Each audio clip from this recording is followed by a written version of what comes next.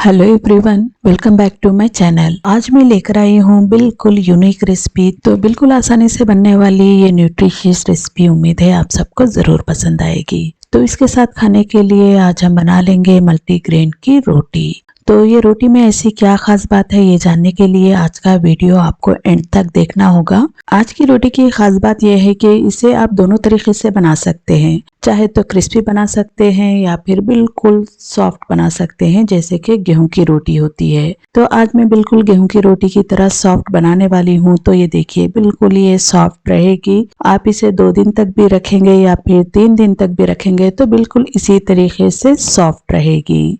अगर इसे ही आप क्रिस्पी बनाना चाहते हो तो जैसे कि आप जवार और चावल की रोटी बनाते हैं उसी तरीके से बनाएंगे तो ये रोटी क्रिस्पी बनेगी। आज की रोटी के लिए मैं 5 किस्म के आटे का इस्तेमाल करने वाली हूँ। आपके पास 5 किस्म के नहीं हैं तो आपके पास जितने भी अवेलेबल है आप ले सकते हैं। तो ये मैं 1 चम्मच ले रही हूँ मक्की का आटा। तो मैं सेम क्वांटिटी में ले रही हूँ, आप चाहे तो कम या फिर ज्यादा भी कर सकते हैं।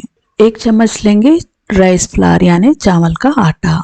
अब लेते हैं 1 चम्मच बार्ली यानी के जौ का आटा। जौ यानी के जवार नहीं है, ये है बार्ली। अगर आप चना और जवार का आटा डालना चाहो तो भी डाल सकते हैं। तो अब मैं इसमें डाल रही हूँ 1 चम्मच बाजरे का आटा। साथ ही डालेंगे 1 चम्मच लचने का आटा। तो ये देखिए 5 किस्म के आटे तो हमने निकाल लिए हैं। तो चलिए अब आगे क्या करना है वो देख लेते हैं। एक पैन लेंगे, इसमें डाल देते हैं 7 चम्मच पानी। तो हमने जिस चम्मच से आटा मेजर किया है उसी चम्मच से पानी मेजर करेंगे। तो जैसे कि आप देखे हैं कि मैंने आटा फुल भर के नहीं लिया है तो इसीलिए पानी मैं 7 चम्मच ले रही हूँ। अगर आटा आप फुल भर के चम्मच ले रहे हो तो पानी आप 10 चम्मच तक डाल सकते हैं, यानी कि जितना आटा ले रहे हैं उसका डबल पानी ले सकते हैं। अब इसे रख देंगे गैस पर और एक अच्छे से उबाल आने का वेट करेंगे। देखिए पानी में अच्छे से उबाल आ गया है तो मैंने गैस की फ्लेम को लो कर लिया है। तो अब इसमें डाल देते हैं हस्बे जरूरत नमक। साथ में डालेंगे 2 टीस्पून कुकिंग ऑयल। तो एक बार इसे अच्छे से मिक्स कर लेंगे ताकि नमक अच्छे से इसमें डिजॉल्व होना चाहिए। तो उसके बाद इसमें हमें डालना है 5 किस्म के आटा। गैस की फ्लेम लो टू मीडियम रखेंगे। इसे मिक्स करते हुए अच्छे से पका लेंगे। अगर पानी ज्यादा हो जाएगा तो कोई बात नहीं, उसे ज्यादा देर तक पका लीजिए तो रोटी बहुत ही बढ़िया बनेगी, सॉफ्ट बनेगी।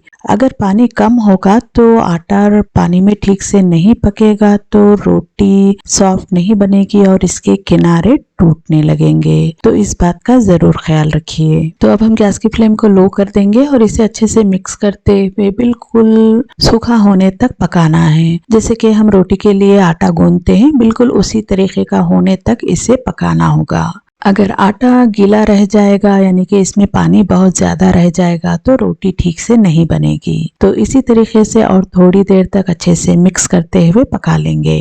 जवार और बाजरे की रोटी तो आप कई बार बनाए होंगे, तो वैसे भी बहुत ही मजे की होती है, लेकिन इस तरीके से आटे को पका के बनाने पर 2 से 3 दिन तक भी ये बिल्कुल सॉफ्ट रहेगी, बिल्कुल भी हार्ड और क्रिस्पी नहीं होगी। तो आप भी मेरे तरीके से एक बार जरूर ट्राई कीजिए। अगर आपको मेरे रेसिपीज पसंद आते हो तो वीडियो को लाइक करके चैनल को सब्सक्राइब जरूर कर दीजिए। साथ में फैमिली और फ्रेंड्स को भी शेयर कर दीजिए। बेल बटन प्रेस करना तो बिल्कुल भी मत भूलिए, क्योंकि जब भी मैं इस तरीके के मजेदार से रेसिपीज अपलोड करूंगी तो आपको उसके नोटिफिकेशन बहुत ही आसानी से मिल जाएंगे।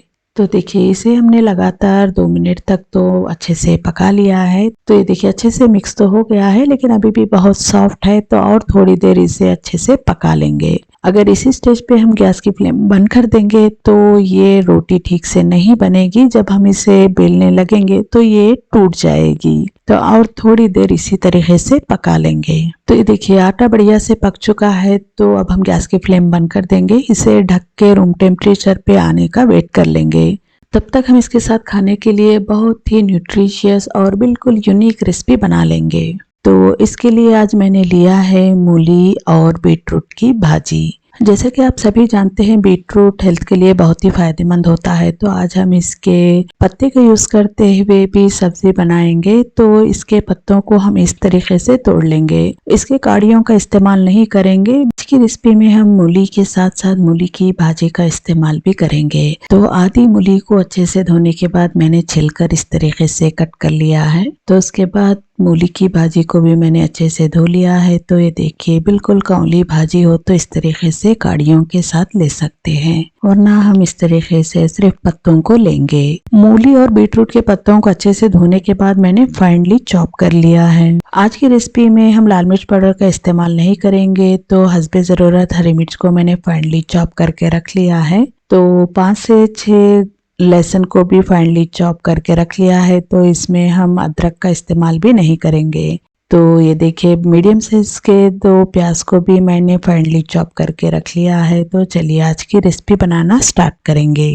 गैस पे पैन रख देंगे, इसमें डाल देते हैं 3 टेबलस्पून कुकिंग ऑयल। तो ये देखिए तेल हल्के से गर्म हो गया है, तो इसमें डाल देते हैं अनियन और गैस की फ्लेम को हाई करके इसे थोड़ी देर फ्राई कर लेंगे। 30 से 40 सेकंड्स तक हाई फ्लेम पर अनियन को फ्राई करने के बाद अब इसमें डाल देते हैं फाइनली चॉप ग्रीन चिल्लीज। तो और थोड़ी देर तक इसी तरीके से इसे फ्राई कर लेंगे। तो ये देखिए अनियन हल्की सी नरम हो चुकी है, तब इसमें डाल देते हैं फाइनली चॉप गार्लिक और गैस की फ्लेम को हाई रखेंगे, इसे थोड़ी देर तक फ्राई कर लेंगे। लहसुन की अच्छी सी खुशबू आने तक हमें इसे पकाना है, यानी कि फ्राई करना है। गैस की फ्लेम हाई टू मीडियम करके मैंने इसे अच्छे से फ्राई कर लिया है। लहसुन की बढ़िया से खुशबू आने लगी है, तो अब इसमें हम डाल देंगे हस्बे जरूरत नमक, साथ में डाल देंगे 1/4 टीस्पून हल्दी पाउडर। हल्दी डालने के बाद गैस की फ्लेम को हम लो रख के थोड़ी देर पका लेंगे ताकि हल्दी की कच्ची स्मेल निकल जाए। उसके बाद इसमें डाल देते हैं मूली। मूली डालने के बाद गैस की फ्लेम हाई टू मीडियम रख के तकरीबन 1 से 2 मिनट तक पका लेंगे। तो ये देखिए मूली को पकते हुए 2 मिनट हो चुके हैं, तो अब इसमें डाल देते हैं बीटरूट और मूली की भाजी जो हमने कट करके रखे हैं, वो सारे इसमें डाल देंगे। गैस की फ्लेम को हाई रखेंगे, इसे अच्छे से मिक्स कर लेंगे। तो देखिए सारी भाजी तो अच्छी मिक्स हो चुकी है, तब हम गैस की फ्लेम को मीडियम कर देंगे। तो इसे ढककर तकरीबन 2 से 3 मिनट तक मीडियम टू लो फ्लेम पर पका लेंगे। ये देखिए 2 मिनट हो चुके हैं इसे लो फ्लेम पर पकते हुए, तो ये हाफ कुक हो चुकी है। तो और थोड़ी देर इसे ढककर पका लेंगे। तो ये देखिए इसे लो फ्लेम पर पकते हुए तकरीबन 4 मिनट हो गए हैं। तो बीटरूट और मूली की भाजी की सब्जी बनके तैयार हो चुकी है। तो अब हम गैस की फ्लेम बंद कर देंगे, इस पर थोड़ी सी कटी हुई हरी धनिया डालेंगे और इसे अच्छे से मिक्स करके डिश आउट करेंगे। तो इसके साथ खाने के लिए मल्टीग्रेन की रोटी भी बना लेंगे, जो हमने आटे को पका के रखा है। तो रूम टेम्परेचर भी आ गया होगा, तो चलिए चेक कर लेते हैं। ये देखिए आटा अभी भी हमारा हल्का सा गर्म है, लेकिन हाथ से इसे टच कर सकते हैं। अच्छा, तो इसे गूंदने के लिए नीचे थोड़ा सा हम तेल लगा लेंगे। अब इसके ऊपर निकाल देते हैं आटा। तो अब इसे हमें अच्छे से गूंदना होगा, जितना अच्छे से इसे गूंदेंगे रोटी उतनी ही सॉफ्ट बनेगी। तो इस तरीके से अब 2 से 3 मिनट तक इसे अच्छे से गूंद लेंगे। तो ये आपको गरम लग रहा है, लेकिन बहुत ज्यादा गरम नहीं है, हाथ से ऐसे आराम से टच कर सकते हैं। हमारे यहाँ मौसम बहुत ठंडा है, तो इस तरीके से आपको ये गरम लग रहा है, लेकिन ये आराम से टच कर सकते हैं। अच्छे से आटे को गूंदने के बाद अब हम इसके पेड़े बना लेंगे। तो आप जो भी साइज की रोटी बनाना चाहते हो उसी हिसाब से इसके पेड़े बना लीजिए। तो आज मैं दोनों साइज की रोटी बना के बताऊंगी सेम आटे को यूज करते हुए। तो चलिए अब हम कट कर लेते हैं इसके पेड़े। तो आप जैसे भी चाहे इसके रोटी बना सकते हैं, तो कोई भी मुश्किल नहीं होगी। तो आज की रोटी में खास बात यही है कि इसमें हल्की सी किनारों में तड़क भी है। तो अगर आप उसके किनारे बिल्कुल बिना तड़क के रखना चाहते हो तो किसी भी कटर से कट कर सकते हैं, लेकिन आज मैं इसे कट नहीं करूंगी। जिस तरीके से भी ये रोटी बेलने पर आएगी उसी तरीके से रखूंगी। तो ये देखिए सारे पेड़े तो हमारे बन चुके हैं। तो चलिए इसे अब हम बेलना स्टार्ट करेंगे। अच्छा, तो इसे बेलने के लिए थोड़ी सी खुश्की डालेंगे। तो आप कोई भी आटा डाल सकते हैं, जौ का डाल सकते हैं, बाजरा, लचना या फिर गेहूं का आटा भी डाल सकते हैं। तो मैं थोड़ा सा गेहूं का आटा डस्ट कर रही हूँ। तो उसके बाद इसे हम अच्छे से बेल लेंगे। जिस तरीके से हम गेहूं की रोटी बेलते हैं बिल्कुल उसी तरीके से आराम से बेल सकते हैं। और इस रोटी की खास बात यह है कि इसे आप जितनी भी पतली बेलना चाहो बेल सकते हैं, ये टूटेगी नहीं। ये देखिए मैंने बिल्कुल पतली इसे कर लिया है। अब देखिए जैसे कि मैंने बताया था किनारे इसके हल्के तड़केंगे, तो हल्के तड़के हुए हैं तो आप चाहे तो इसे किसी भी कटर से कट कर सकते हैं, लेकिन मैं नहीं करूंगी, ऐसे ही रखूंगी। तो एक रोटी तो हमने बेल लिया है, तो इसी तरीके से सारे रोटियां बेल लेंगे। तो सारे रोटियां तो मैंने बेल लिया है। तो ये देखिए 2 पेड़ों को एक साथ जोड़ के अब हम एक बड़ी रोटी बना लेंगे।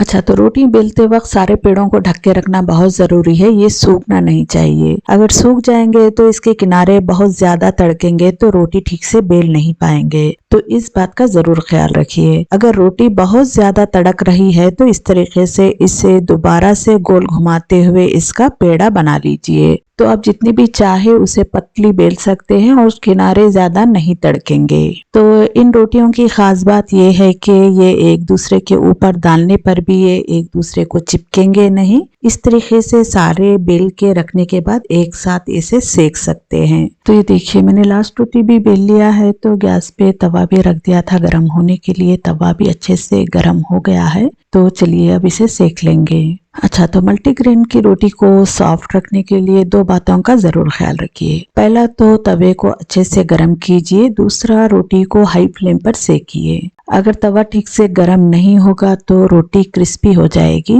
और रोटी को आप लो फ्लेम पर सेकेंगे तब भी रोटी आपकी क्रिस्पी हो जाएगी। तो आप इन दोनों बातों का ख्याल रखेंगे तो रोटी आपकी बहुत ही सॉफ्ट बनेगी।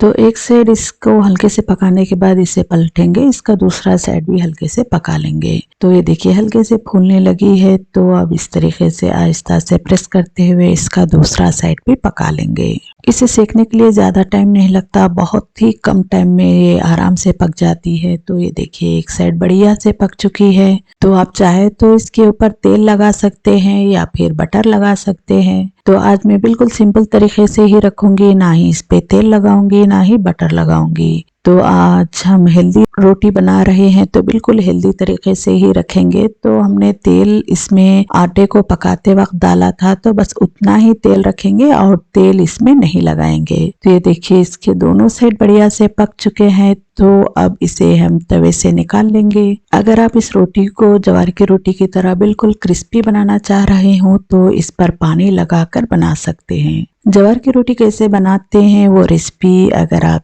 देखना चाहते हो तो आई बटन से चेक कर सकते हैं। आज के मजेदार दोनों रेसिपीज आपको कैसे लगे हमें फीडबैक जरूर दीजिए। तो चलिए फिर मिलते हैं कोई मजेदार सी रेसिपी के साथ अगले वीडियो में, तब तक के लिए दीजिए इजाजत, बाय बाय।